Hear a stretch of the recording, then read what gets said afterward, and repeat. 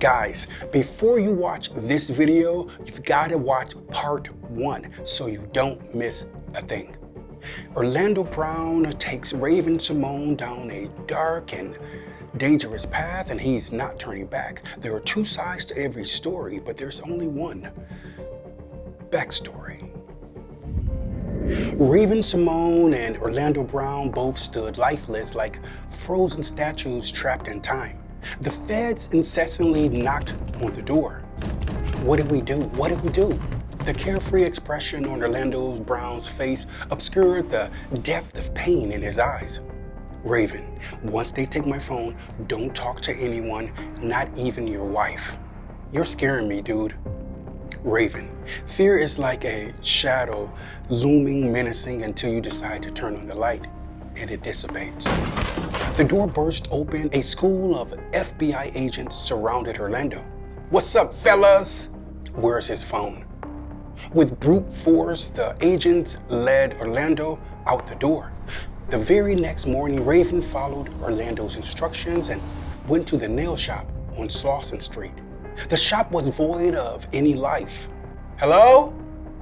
Anyone here? A woman in a red bob entered from the back. Her eyes were tense and eager. Are you Dorothy? Fear forced the woman a few steps back. How do you know my name? Orlando said you have a video I need to see. Dorothy looked over Raven with a disapproving glare. I don't know what you're talking about. Raven pleaded politely. Are you sure? Yes, I'm very sure. Raven turns on her heels and headed for the exit. Wait. Follow me to the back. Raven followed the woman in the red bob to a room in the rear of the store. I met Orlando years ago. He actually saved my life. He knows where all the bodies are buried. Raven grew impatient. Tell me about who's on the video. They came last night and confiscated my phone. But who was on the video? Dorothy swiveled around, revealing an incision in her neck. What's that? Some would say it's the mark of the beast. I like to call it Lady Liberty. It's the new government program rolling out in 2025. Raven took an exhausting breath and tried gathering her thoughts. I don't know why I'm on Slauson in the middle of the day talking to a woman I don't know who may or may not be telling me the truth. Believe what you want, Raven. And your passport is in the brown cabinet, second drawer, underneath your birth certificate. Raven's eyes stretched wide with wonder. How did you know what I was thinking? They're called neurodomes. Neurodomes? Yes, small devices embedded under your skin that act as your second subconscious. It controls your every move, instructing you on what to eat, where to piss, who to love, and who to vote for. The only benefits of the device is it allows you to read minds. Raven stared at Dorothy in disbelief. Here's the kicker. How do you think they get the device into our bodies? Raven lingered, desperately waiting for the answer. Tattoos. Orlando strutted into the room. 33% of people have tattoos, Raven. That's a third of the population. What are you doing here? They took my phone and let a crazy man back on the streets. It's the American way.